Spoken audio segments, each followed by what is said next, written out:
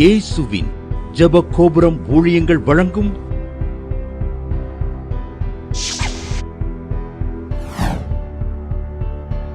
நம்பிக்கையிலே சந்தோஷமாயிருங்கள்.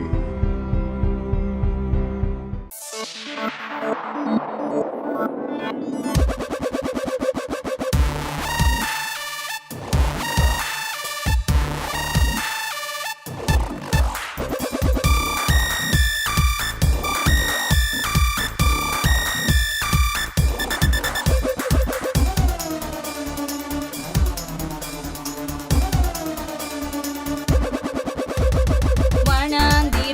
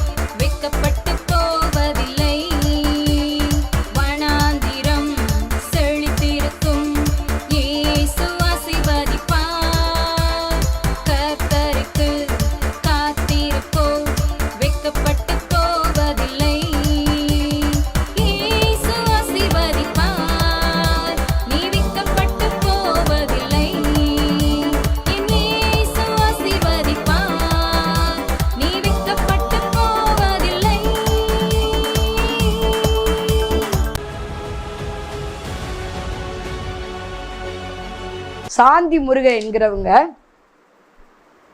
தென்காசியிலேருந்து எழுதியிருக்காங்க. அவங்களுடைய பிள்ளைக்கு பிறந்த நாள் முதல் மலச்சிக்கலாம்.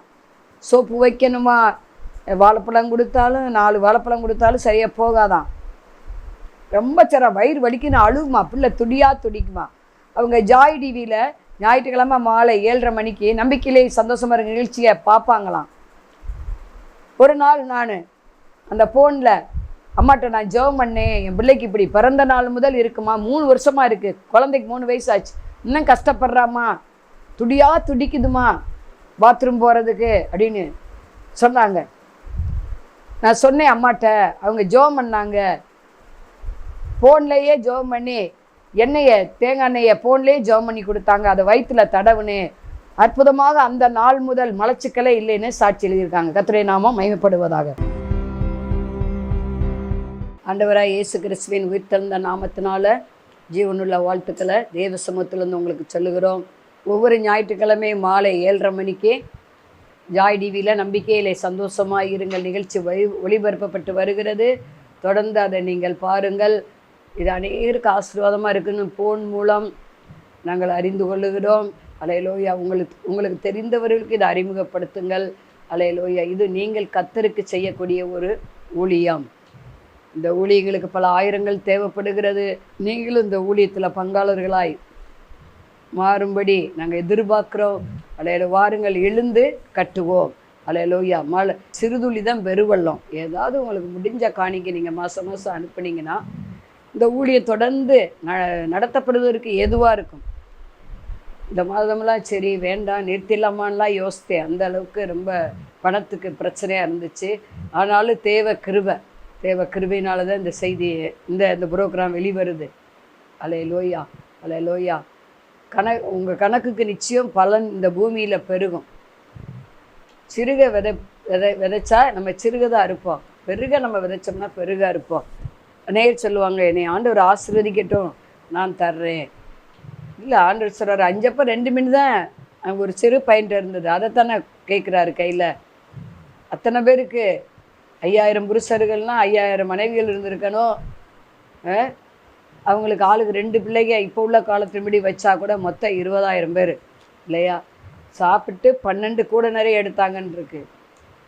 அப்போ இருக்கிறதுல தான் நம்ம கொடுக்கணும். அல்லேலூயா. அப்போ தான் நமக்கு பழி பெருகும். நம்ம தேவன் இல்லாதவைகளை இருக்கிற போல அழைக்கிற தேவன். கடன் இருக்கா, கடன் மத்தியில் நீங்கள் கொடுத்து பாருங்களேன், ஒரு கடன் இல்லாமல் ஆண்டவர் மாற்றுவார். அல்லேலூயா. நான்லாம் கடன் மத்தியில் கொடுத்து ஒரு கடன் இல்லாமல் இதுவரை ஆண்டவர் நடத்தி வர்றதை பார்க்குறேன். அல்லேலூயா. அல்லேலூயா. ஆகவே நம்ம இந்த ஊழியம் தொடர்ந்து நடைபெற தொடர்ந்து ஜெபம் பண்ணுங்கள். அல்லேலூயா. உங்களால் முடிந்த காணிக்கை அனுப்பி தாங்குங்கள். கர்த்தர் நிச்சயமாக அதுக்கேற்ற பலனை இம்மையிலே உங்களுக்கு 100 தருவார், மறுமையில் நித்திய ஜீவனை தருவார். ஜெபம் பண்ணுவோம். பரலோக பிதாவே, நாங்கள் சோத்தரிக்கிறோம். இந்த தேவ செய்திக்கு விரோதமாக எழும்புற ஆயுதம் இயேசு நாமத்தில் வாக்கியம் போட்டோம். அல்லேலூயா. ருக்கதகர வஷே தி கௌதகரபரிகபகலபரவா. ஆக்சிடெண்ட் ஆகி வேதனையோடு பார்த்துக்கிட்டு இருக்கீங்க. முன்பு மாதிரி அந்த கால் செயல்பட மாட்டேங்குது, கை செயல்பட மாட்டேங்குது. இல்லை, இடுப்புக்கு கீழேருந்து ஒரே செயலிழந்த ஒரு நிலைமை. கர்த்தர் இப்போ தொடுகிறார், இயேசு தொடுகிறார். அல்லேலூயா. அதை எவ்வளவேன்னு நிமிர முடியாத கூனிய தொட்டவர் ஆபிரகாம் குமாரத்தி 18 வருஷமாக பலவீனப்படுத்த ஆவியினால் தாக்கப்பட்டிருந்தார். இயேசு தொட்டவுடன் அவர் நிமிர்ந்து நடந்தார். அல்லேலூயா. ரிகாதகரவா. அப்படியே கர்த்தர் ஆக்சிடெண்ட் ஆகி வேலை செய்ய முடியாமல் கஷ்டப்படுகிறவங்களை இப்போ தொட்டு கொண்டு இருக்கிறார், தொடுகிறார். கர்த்தருடைய வல்லமை இறங்கி தொடட்டும். ஒரு அற்புதம் நடக்கட்டும். கழுத்து வலி நீங்கட்டும், பேக் பெயின் நீங்கட்டும் இயேசுவி நாமத்தினால. கர்த்தர் அற்புதம் செய்யிருக்கா. நன்றி. ரிகா ஷவலா. சரியாக தூக்கம் வரல. கர்த்தர் அல்லேலூயா. ஆதாமுக்கு அயர்ந்த நித்திரையை கட்டளையிடுவாராக.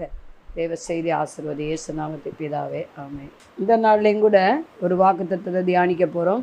செய்தியுடைய தலைப்பு ஏற்ற காலத்தில் உயர்த்தும்படிக்கு அவருடைய பலத்த கரத்துக்குள்ளே அடங்கியிருங்கள். அதுதான் இன்னைக்கு தேவ செய்தி. 1 பேதுரு 5:6. ஆகையால் ஏற்ற காலத்தில் தேவன் உங்களை உயர்த்தும்படிக்கு அவருடைய பலத்த கரத்துக்குள் அடங்கியிருங்கள் என்று ஒரு ஆலோசனையாக பேதுரு எழுதுகிறார். ஆலோசனை இல்லாத இடத்துல ஜனங்கள் சீர்கெட்டு போவாங்க. ஆலோசனைக்காரர் அநேகம் இருந்தால் அங்கே சுகம் உண்டாகும், விடுதலை உண்டாகும். இங்கே பேதுரு எழுதின நிருபத்தில் எழுதப்பட்டிருக்குது, ஏற்ற காலம். எல்லாவற்றிற்கும் ஒரு காலத்தை வச்சிருக்கிறார். பிரசங்கில் எழுதப்பட்டிருக்குது, பிறக்க ஒரு காலம் உண்டு, இறக்க ஒரு காலம் உண்டு, நட்ட ஒரு காலம் உண்டு, பிடுங்க ஒரு காலம் உண்டு, மரிக்க ஒரு காலம் உண்டு, ஜீவனோடு இருக்க ஒரு காலம் உண்டு. ஏற்ற காலம். எல்லாவற்றையும் அதனதின் காலத்தில் நேர்த்தியாய் செய்வாராம். ஆண்டவர் வாக்குத்தத்தம் கொடுத்தா அதை நிறைவேறுவதற்கு நம்ம காத்து இருக்கணும். ஒரு ஏற்ற காலம் வரணும். ஆபிரகாமை எடுத்துக்கிடலாம். நம்ம 75 வயசுலேயே உனக்கு வாக்கு பண்ணார், உனக்கு ஒரு குமாரன் பிறப்பாம்பா, ஈசாக்குன்னு பேரிடலாம் சொல்லிட்டார். வாக்குத்தத்தம் பண்ணப்பட்ட குழந்தை. ஆனால் அவன் அவசரப்பட்டான், சாரால் அவசரப்பட்டால், தன்னுடைய அடிமை பண்ண ஆகார் கொடுத்ததுனால தான் இஸ்மவேல் வந்தாருன்னு பார்க்குறோம், பைபிளில் பார்க்குறோம் இல்லையா? சரி, ஆனால் ஆண்டவர் வாக்கு பண்ணிட்டார்னா அது ஏற்ற வேலையில் அதை நிறைவேற்றுவார். அதான் உற்பத்தி காலத்திலே நீ ஒரு குமாரனை அணைத்து கொண்டு இருப்பாய். ஆதியாகமம் 17:21 வசனம் சொல்கிறது. அதே போல் 21:2 அது எழுதப்பட்டிருக்கிறது. ஆதியாகமம் 17:21 பார்த்தீங்கன்னா, வருகிற வருஷத்தில் குறித்த காலத்திலே சாராள் பெறப்போகிற அந்த ஈசாக்கை குறித்து ஆண்டவர் ஒரு உடன்படிக்கை பண்ணுகிறான். குறித்த காலம், வருகிற வருஷம் என்று எழுதப்பட்டிருக்கிறது. நாட்களை விசேஷித்துக்கொள்கிறவன் கர்த்தருக்கென்று விசேஷித்துக்கொள்கிறான். இது கர்த்தர் ஒன்று பண்ணினால் இது மகிழ்ந்து கலிகுற கடவுன்னு சங்கீதக்காரன் சொல்லுகிறார். ஆண்டவர் வருகிற வருஷம் தான், வருகிற வருஷம் தான் அது நடக்கும். குறித்த காலம்னா ஏற்ற காலம். அதுவரை நம்ம அடங்கி இருக்கணும் ஆண்டவருடைய கருத்துக்குள்ள. வசனம் கொடுத்துட்டார்னா அதை நிச்சயம் நிறைவேற்றுவார். ஏன்னா தம்முடைய சகல படைப்புகளை பார்க்கிலும் சிருஷ்டிகளை பார்க்கிலும் அவர் தம்முடைய வார்த்தையை அதிகமாய் மகிமைப்படுத்தி இருக்கிறாராம். அவருடைய வார்த்தை தரையில் விழுகாது, ஒன்றுட தரையில் விழுகாது. நம்ம மறந்துடலாம் வாக்கு தத்தத்தை, ஆனால் அது நிறைவேறும்போது ஆண்டவர் முந்தி சொன்னாரே, எனக்கெல்லாம் அது நிறைவேற்றியிருக்கிறாரு. 20 வருஷம் கழித்து கூட நிறைவேற்றியிருக்கிறாரு அந்த வாக்கு தத்தத்தை. பொறுமை நமக்கு அவசியம். பொறுத்தவர்கள் தான் பூமியாள முடியும். இங்கே ஆதலால்னு எழுதப்பட்டிருக்குது. அந்த 6வது வசனம் 1 பேதுரு 5:6. அதுக்கு முந்தின வசனத்தை நம்ம பார்க்கணும். ஆகையால்னு எழுதப்பட்டபடினால முந்தின வசனத்தை நம்ம பார்க்கணும். 1 பேதுரு 5 அதிகாரம் 5 முதல் 10 வசனம் 10-11 வரை நீங்கள் வாசித்து பார்த்தீங்கன்னா தெரியும். அந்தப்படி இளைஞர்களே மூப்பருக்கு கீழ்ப்படிந்திருங்கள். நீங்கள் எல்லாரும் ஒருவருக்கொரு கீழ்ப்படிந்து மனத்தாழ்மை அணிந்து கொள்ளுங்கள். பெருமையுள்ளவர்களுக்கு தேவனை எதிர்த்து நிற்கிறார், தாழ்மையுள்ளவர்களுக்கும் என்ன செய்கிறாரா? கிருபைகளிக்கிறார். ஆகையால் ஏற்ற காலத்தில் உயர்த்தும்படி பலத்த கருத்துக்களை அடங்கிறீர்கள் அங்கே வசனம் சொல்லுகிறது. இளைஞர்கள் மூப்பராகிய ஊழியர்களுக்கு கீழ்ப்படியணும். பேத்து நிற்கக்கூடாது. அவராட்டி சொல்லிட்டு இருக்கார் அந்த ஊழியக்காரர், அவங்க அந்த ஊழியக்காரமாக அது அவங்களாட்டி சொல்லிட்டு போட்டோம், இந்த பாஸ்ட்டு அவராட்டி சொல்லிட்டு போட்டோம், அப்படிலாம் இருக்கக்கூடாது. கீழ்ப்படியணும். கீழ்ப்படிதெல்லாம் உத்தமம். பலியிடுவதில் பார்க்கல கீழ்ப்படிதல் உத்தமம். தேவனுடைய வார்த்தையை சொல்லுகிற ஊழியர்களுக்கு கீழ்ப்படியணும். வார்த்தையை உங்களுக்கு தேவ வார்த்தையை ஆலோசனையாக கொடுக்குறாங்களா? நீங்கள் பல இக்கட்டில் இருக்கலாம், உத்தரத்தில் இருக்கலாம், அதுலேருந்து நீங்கள் மீண்டு கொள்ளுவதற்கு தேவ வசனத்தை சொல்கிறாங்களா? அதுக்கு நீங்கள் கீழ்ப்படிங்க. ஆலோசனை கொடுக்குறாங்களா? கீழ்ப்படிங்க. அப்போ தான் உங்களுக்கு ஆண்டவர் உயர்வை தருவார் ஏற்ற காலத்தில். ஆக நம்ம பார்க்குறோம், மனத்தாழ்மையை அணிந்து கொள்ளுங்கள், எல்லோரிடமும் சமாதானமாயிருங்கள். வேத வசனம் அப்படி தான் சொல்லுகிறது. மனத்தாழ்மையாக இருக்கணும், பெருமையாக இருக்கக்கூடாது. பெருமையுள்ளவருக்கு தேவன் எதிர்த்து நிற்கிறார், தாழ்மையுள்ளவருக்கு தான் கிருபை கொடுக்கிறார். நம்ம தாழ்த்துவோம், மற்றவர்களை தங்களிலும் பெரியவர்களாக எண்ணுவோம். நமக்கு எல்லாம் தெரியணும், மேட்டியமாக இருக்கக்கூடாது. நமக்குன்னா அநேக காரியங்கள் தெரியலை. எல்லாம் தெரியும்னாவே அவளுக்கு சிலது தெரியலன்னு தான் அர்த்தம். அல்லேலூயா. கஷபலவரவா. ஆகவே ஏற்ற காலம் கர்த்தர் உங்களுக்கு வாக்குத்தத்தம் பண்ணியிருக்கிறாரா? குழந்தைக்காக வாக்குத்தத்தம் பண்ணியிருக்கிறாரா? வெயிட் பண்ணுங்க, தருவார். சொந்த பிஸ்னஸ்க்காக வாக்கு பண்ணியிருக்காரா? ஏற்ற காலம் வரும், தருவார். ஊழியத்துக்காக வாக்கு பண்ணியிருக்கிறாரா? முழு நேர ஊழியத்துக்கு வெயிட் பண்ணுங்க. வேகமாக வேலை எழுதி கொடுத்துட்டு வராதிங்க, பிஸ்னஸை விட்டு வராதிங்க, வெயிட் பண்ணுங்க. குறித்த காலம். எனக்கு தெரியும் அநேக வேலூரில் நல்ல ஒரு நர்ஸு, அவங்களுக்கு நல்ல சம்பளம் பாருங்க. அவங்க வீட்டுக்காரர் ஊழியக்காரர், சுவிசேஷகர். இவங்க நல்ல பல ஆயிரங்கள் சம்பளம் வாங்கினாங்க. அந்த குடும்பம் ஜேன்னு இருந்துச்சு. கர்த்தர் என்னையும் ஊழியத்துக்கு அழைச்சிட்டாருன்னு சொல்லி அந்த நர்ஸ் என்ன பண்ணாங்க தெரியுமா? வேலையை எழுதி கொடுத்துட்டு வந்துட்டாங்க. இன்றைக்கி நடு ரோட்டில் நிற்கிறாங்க. என்கிட்ட சொன்னாங்க. அதை கேள்விப்படும்போது ரொம்ப வருத்தப்பட்டேன். ஆண்டவர் சொல்லியிருக்காரு, செய்வர காத்துருங்க, எப்போ வேலையை விட சொல்கிறாரோ அப்போ விடுங்க. எல்லாருக்கும் முழு நேர ஊழியத்தை ஆண்டவர் தரமாட்டார், சிலரை பார்ட் டைமாக தான் தருவார். பவுல் எடுத்துக்கிட்டிங்கன்னா பாருங்கள், அவர் உங்களுக்காக நான் சேர்த்து கூட இருந்த ஊழியர்களுக்காக சேர்த்து நான் என் கையை வேலை பார்த்துச்சுங்கிறாரு இல்லையா? வேலை பார்த்துக்கிட்டு செய்கிற ஊழியம் அது பெஸ்ட்டான ஊழியம்தான் இல்லையா? முழு நேர ஊழியத்துக்கு அழைச்சா நிச்சயம் உங்களுக்கு அதுக்கான வழிநடத்தல் ஆவியானவர் தருவார், கண்டிப்பாக தருவார். நிறைய பேர் உங்களை சில ஊழியர்கள் உங்களை ஊழியத்துக்கு அழைச்சிருக்காருன்னு சொன்னால் உடனே வேலை எழுதி கொடுத்துட்டு சிலர் வந்துடுறாங்க. குறித்த காலம் ஒன்று இருக்கிறது, ஏற்ற காலம் ஒன்று இருக்கிறது. அவர் சொல்லி செய்யாதிருப்பதில்லை, வசனத்தை நிறைவேற்றாதிருப்பதில்லை. தங்களுக்கு சாதகமாக வசனத்தை எடுக்கக்கூடாது. ஆவியானவர் சொன்னால் நான் எப்போ போக ஆண்டவரே, எப்போ ஊழியத்துக்கு போக, எப்போ முன்னர் ஊழியத்துக்கு வர கேளுங்க. ஆண்டவர் பேசுகிறவர், ஆண்டவர் பேசிட்டா கரெக்டாக இருக்கும். அதை நிமித்த சில உபத்திரங்கள் வந்தாலும் கஷ்டங்கள் வந்தாலும் அதில் நிலைத்திருங்க, ஏற்ற காலத்தில் உயர்த்துவார். அதான் உண்மை. ஊழியம் முழு நேரம் ஊழியத்துக்கு வருவதற்கு காத்திருக்கணும், ஏற்ற காலம் வர வேண்டும். அதே போல் சொந்த தொழில் வைப்பதற்கு ஒரு ஏற்ற காலம் இருக்கும். அவங்க வச்சுட்டாங்க, நானும் வச்சுறேன், கடனை வாங்குவோம், லோனை வாங்குவோம். அப்படி தான் எனக்கு தெரிஞ்ச ஒரு உறவினர் லோனை வாங்கி கட்டவே முடியலை. அப்போ கடையை இழுத்து முடியாச்சு. இல்லை அவங்க அந்த ஊழியர் சொன்னார், இந்த ஊழியர் சொன்னார், ஏற்ற காலம் வரும், அதுவரை வெயிட் பண்ணணும். அப்படி கிடையாது. நான் சொன்னேன் அந்த சொந்தக்காரங்க, நீங்கள் ஜெபம் பண்ணணும்.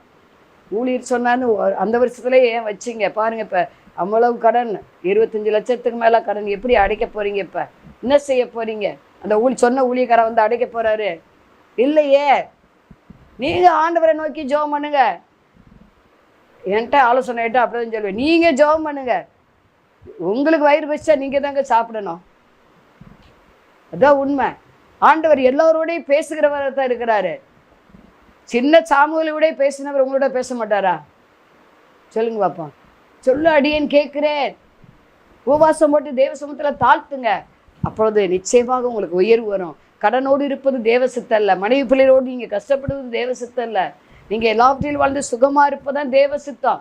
ஆண்டவர்கிட்ட அடையாளம் கேளுங்க, அற்புதங்களை கேளுங்க. வசனத்து நிமித்த சில உபத்திரவங்கள் வரலாம், பெரும்பாலும் ஆண்டவர் வசனத்தை கொண்டு தான் பேசுவார் உங்களோட. அது நிமித்த சில உபத்திரவங்கள் வரலாம், கஷ்டங்கள் வரலாம், ஆனால் அதில் நிலைத்திருங்க, அந்த வசனத்தில் நிலைத்திருங்க. அவர் சொல்லி செய்யாதிருப்பதில்லை, வசனத்தை நிறைவேற்றாதிருப்பதில்லை. ஏன்னா வசனம் 7 தரம் மண்குகையில் அது புடமிடப்பட்டது. யோசேப்புக்கு கர்த்தர் கொடுத்த வார்த்தை நிறைவேறு வரையும், அவனுக்கு ஏற்ற காலம் வருவர அது புடமிட்டு கொண்டு தான் இருந்தது. அவன் பிராணன் கூண்டில் அடைபட்டு இருந்துச்சான். அவனுக்கு ஆண்டவர் கொடுத்த வார்த்தை அந்த சொப்பனை நிறைவேற சுமார் 14 ஆண்டுகள் ஆனது. ஆகவே ஏற்ற காலம் ஆபிரகாம் குழந்தை ஏற்ற காலத்தில் தான் கிடைச்சது. ஒரு பாயிண்ட்டு. அதே போல் அவன் மகன் ஈசாக்கு பயங்கர பஞ்சம் வந்தது அவன் இருந்த தேசத்தில். ஆனால் ஆண்டு அதை விட்டு போகணும்னு நினைக்கிறான். ஆண்டு சொன்னார், ஏய் அதிலே இருப்பா. ஆதியாகமம் 26 வாசிக்கிறான், 12. அந்த தேசத்தில் விதை விதைச்சான். அவன் தேசத்தில் மட்டும் என்ன செய்து மழை பெய்யுதுங்க. அவன் இடத்துல மட்டும் நல்லா விளைச்சல் வருது. ஈசாக்கு பஞ்ச காலத்தில் விதை விதைத்தான். கர்த்தர் அவன் ஆசீர்வதித்தபடினாலே அவன் வர வர விருத்தியடைந்து ஐஸ்வர்யனாகி மகா பெரியவனானான். ஏற்ற காலம், ஈசாக்கு உயர்த்துவதற்கு ஏற்ற காலம். யாக்கோபு ஆண்டவர் அந்த மறுரூப மலைக்கு கூட்டிகிட்டு போய் மறுரூபம் ஆவதற்கு ஒரு ஏற்ற காலம் வைத்திருந்தார். லூக்கா 9 அதிகாரத்தில் அதை குறித்து நம்ம என்ன செய்ய முடியும்? வாசிக்க முடியும். பழைய ஏற்பாடு யாக்கோபை உயர்த்துவதற்கு ஒரு காலம் வைத்திருந்தார். அங்கே ஆதியாகமம் 28 அதை வாசிக்க முடியும். கோலும் கையுமாக நான் போகிறேன் ஆண்டவரே, நீர் ஆசீர்வதித்தீர்னா நான் உமக்கு எல்லாவற்றையும் தசமாக கொடுப்பேன்னு ஒரு பொருத்தனையோடு சொல்லுகிறார். குறித்த காலம் வந்தது. 2 பரிவாளங்களாய் அவன் ஆண்டவர் உயர்த்தினாரா? ஏற்ற காலத்தில் உயர்த்தினார். அவன் போகும்போது ஒன்றும் இல்லாமல் தாங்க போகிறான். ஆதியாகமம் 35 அதிகாரத்தில் அதை நம்ம வாசிக்க முடியும். வெறும் கோலும் கையுமா போனேன், இப்போ 2 பரிவாளங்களோடு வருகிறேன். போன உடனே அவனுக்கு 2 பரிவாளம் கிடைக்கலங்க. இன்னைக்கு உடனே அந்த வாக்குத்தத்தம் நிறைவேறினான். உடனேக்கு அதுபடி நம்ம செஞ்சிடணும், முற்படக்கூடாது. ஆண்டவர் சொன்னார்னா செய்யணும். நான் ஒரு சாட்சியை கேட்டிருக்கேன். கேரளா பக்கம் ஏதோ ஒரு கிராம ஊழியத்துக்கு போன பெண்கள் தனக்கு சாதகமாய் வசனத்தை எடுத்துக்கொண்டு அந்த ஆற்று தண்ணியில் அடிக்கப்பட்டு மரித்து போனார்கள் என்று. ஏன்னா காற்றையும் கடலையும் ஆண்டவர் அதட்டினார் இல்லையா, அமைதலாயிருன்னு சொன்னார். அது அமைதலாக இருந்துச்சு. கடலில் நீ வா, நீரே ஆனால் நான் கடலில் வர, நான் இறங்கி குதிக்க உதவி செய்யும், நான் நடக்கணும் கடலில், நீ நடந்த மாதிரின்னு பேதுரு அடையாளம் கேட்குறான். சரி வான்னு சொல்லிட்டார். ஆனால் அவன் அந்த கடல் கொந்தளிப்பை பார்த்துட்டான். ஆண்டவரை நோக்கி பார்த்து போயிட்டே இருக்கணும். கொந்தளிப்பை பார்த்தோம்னா விழுந்துருவோம். இந்த உலகத்தில் நமக்கு உத்தரவு உண்டுங்க. இது அநீதி நிறைந்த உலகம். நம்ம இருக்க வரையும் பாடுகள், வேதனைகள், சோதனைகள், துக்கங்கள், பல இடுக்கண்கள், பிரச்சனைகள், பலவீனங்கள் வரத்தான் செய்யும். ஆனால் இவை எல்லாவற்றிலிருந்து கர்த்தர் நம்மளை உயர்த்துவார். ஏற்ற காலம் இருக்கிறது, ஏற்ற காலம் ஒன்று வைத்திருக்கிறார். இதை பார்த்து கொண்டு இருக்கிற அருமையான சகோதரி சகோதரியை ரொம்ப அவசரப்படாதீங்க எந்த காரியத்திலையும்.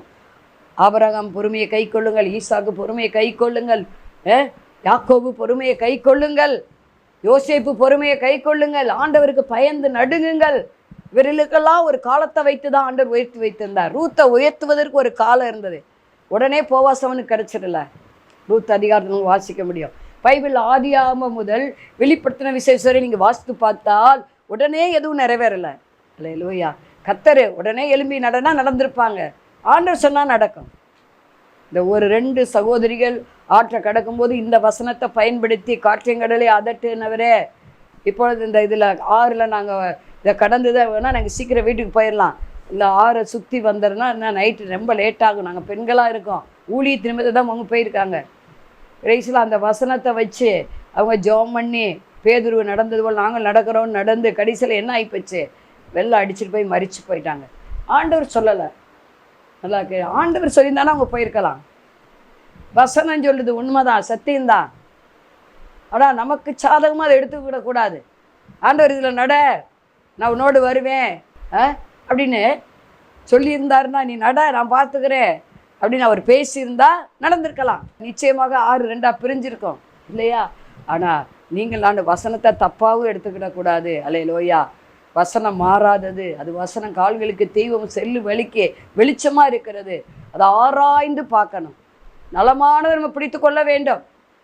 அல்லேலூயா. கதகரபரிகஷே. கர்த்தர் ஒரு வார்த்தை கொடுத்தால் அதை பிரஸ்தாகப்படுத்துகிற கூட்டம் மிகுதி. ஒரு தடவை சொன்னார், நான் 2 முறை கேட்டிருக்கிறேன்னு தாவீது சொல்கிறாரு. ஆகவே ஏற்ற காலம் உங்களுக்கு வைக்கப்பட்டிருக்கிறது. ஒருவேளை நீங்கள் அநேக ட்ரீட்மெண்ட்டுகள் குழந்தைக்காக எடுத்திருக்கலாம், பிஸ்னஸ் செய்யணும்னு எவ்வளவோ லோனுக்காக நீங்கள் முயற்சி பண்ணியிருக்கலாம், உங்களுக்கு அது வாய்க்காமல் இருக்கலாம், வேலைக்காக எவ்வளவோ நீங்கள் ட்ரை பண்ணி கொண்டு இருக்கலாம், ஊழிய அழைப்புக்காக காத்திருக்கலாம். ஆண்டவர் எப்போ நான் அழைக்கிறாரோ ஊழியத்துக்கு முன்னேறோ அப்போ நான் வேலை விட்டுருவேன் நீங்கள் சொல்லலாம். எல்லாவற்றுக்கும் ஒரு காலத்தை ஆண்டவர் வைத்திருக்கிறார். உங்கள் பிள்ளைகளுக்கு சரியான கல்வி இல்லையா, சரியாக படிக்க மாட்டேங்கிறாங்க, கர்த்தர் நிச்சயம் ஞானத்தை தருவார், அவருடைய வேலையில் தருவார். வெயிட் பண்ணுங்க. ஒருவேளை நீட்டு எழுதிட்டு காத்திருக்கலாம், 4-5 முறை எழுதியிருக்கலாம், அது நீங்கள் உங்களுக்கு சக்ஸஸ் ஆகாமல் இருந்திருக்கலாம். ஏற்ற காலம் வரும், நீங்கள் ஒரு டாக்டராக மாறுவீங்க லூக்கா போல். எல்லாவற்றையும் இருக்கும். ஏன்னா ஏற்ற காலத்தில் உயர்த்தும்படிக்கு பலத்த கரத்துக்குள்ளே அடங்கியிரு என்று தான் எழுதப்பட்டிருக்கிறது. இதே போல் அங்கே அப்போஸ்தலர் 15-13 நம்ம வாசிக்க முடியும். எப்படி ஆண்டவர் பேதுருவை உயர்த்தினார், ஒரு காலத்தில் உயர்த்தினார். மீன் பிடிச்ச பேதுரு தான், படிப்பறிவு இல்லாதவன் தான் அவனும் யோவானும். அங்கே அப்போஸ்தலர் 2ஆம் அதிகாரத்தில் நம்ம வாசிக்கிறோம், 3ஆம் அதிகாரத்தில் நம்ம வாசிக்கிறோம். ஜெபவேளையாகிய 9ஆம் மணி நேரத்தில் வந்தாங்கன்னு பார்க்குறோம். 3ஆம் அதிகாரத்தில் 2 பேரும் சேர்ந்தே எருசலேம் தேவாலயத்துக்கு போகிறாங்க.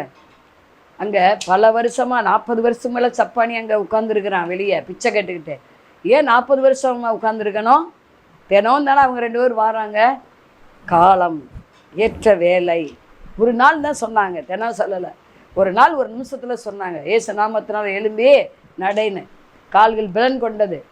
அதே போல் 13ஆம் அதிகாரத்தில் லூக்காவில் வாசிக்கிறோம், 18 வருஷமாய் பலவீனப்படுத்துகிற ஒரு ஆபிரகாம் குமாரத்தி என்று எழுதப்பட்டிருக்குது. அவள் ஆபிரகாம் குமாரத்தி, அவள் விசுவாசி. ஏன் 18 வருஷமாக ஆலயத்துக்கு வாரா? ஆண்டவர் ஒன்றா கூட பார்க்கலையா? ஆண்டுடைய நேரம், காலம் நல்லா தெரிஞ்சுக்கணும். நீங்கள் அவர் நினைச்சா இப்போவே செய்ய முடியும். இப்போ தான் உங்களுக்கு செய்ய நினைக்கிறாரா, செஞ்சிருவார். அவர் செய்ய நினைத்ததே தடைப்படாது என்பதை அறிந்திருக்கிறேன் என்று யோபு 42:2 வாசிக்கிறோம். இதை பார்த்து கொண்டு இருக்கிற அருமையான சகோதரியை நீங்கள் அவசரப்படாமல் ஏற்ற காலத்தில் உயர்த்தும்படி எந்த காரியனாலும் அவருக்கு அடங்கிருங்க, கைக்குள்ளே அடங்கிருங்க. மனுஷன் கைக்கு அடங்காதீங்க, கர்த்தருடைய கருத்தில் அடங்கிருங்க. அதே தாவீது சொல்கிறார், நான் இக்கட்டில் இருக்கிறேன், நான் மனுஷன் கையில் விழாதிருப்பேனாக, கர்த்தருடைய கரத்தில் விழுவேனாகன்னு சொல்கிறார். ஏன்னா ஏற்ற காலத்தில் அவர் உயர்த்திடுவார். அவர் கரத்துலேருந்து யார் பிரிக்கவே முடியாது. ஆகாய் 1:2 ஆலயத்தை கட்ட ஏற்ற காலம் வரும்னு சொல்கிறீங்க ஜனங்களே, யூத ஜனங்களே, எருசலேம் ஜனங்களே, இஸ்ரவேல் ஜனங்களே. நீங்கள் மச்சிப்பாவன வீட்டில் போய் குடியிருக்கீங்களே, மாடி மேலே மாடி கட்டுறீங்களே, என்னுடைய வீடு பாழாய் கிடக்குதே, இன்னும் காலம் வரலன்னு சொல்கிறீங்களே, நல்லா தெரிஞ்சுங்க, ஏசு சீக்கிரம் வரப்போகிறாரு.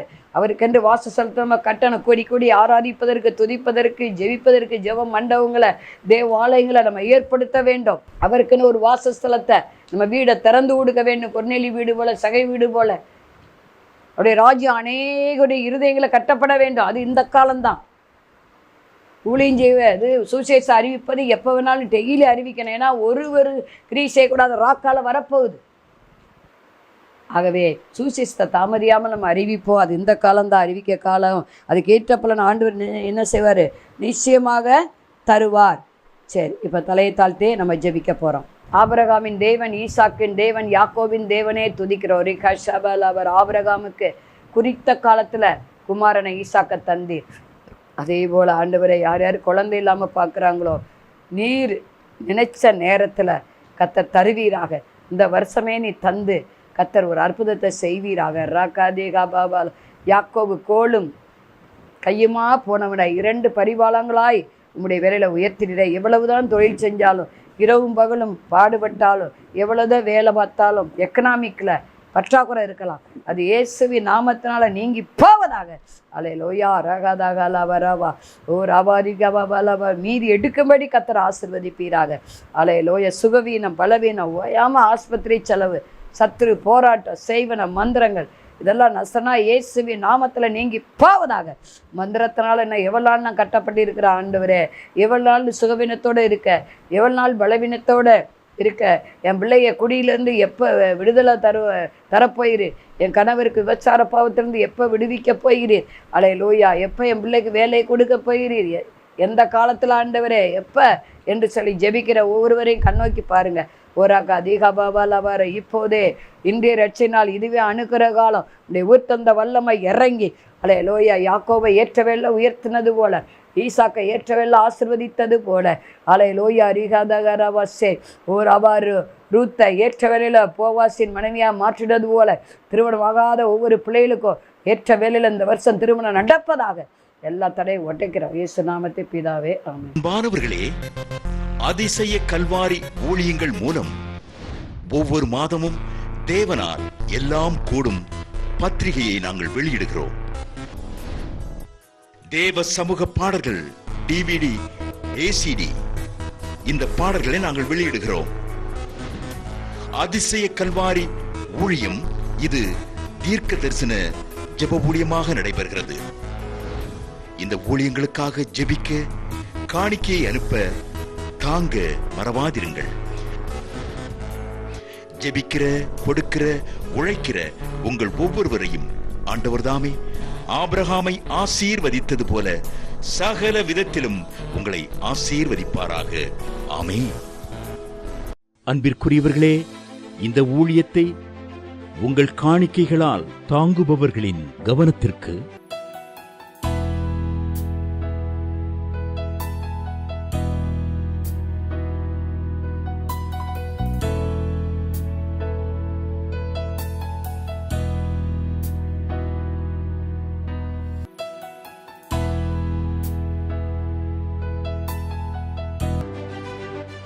எங்களது முகவரி சகோதரி எலிசபெத் சுந்தர்ராஜன், எண் 27, பொதிகை தெரு, குழந்தைச்சாமி நகர், வண்டியூர், மதுரை 20.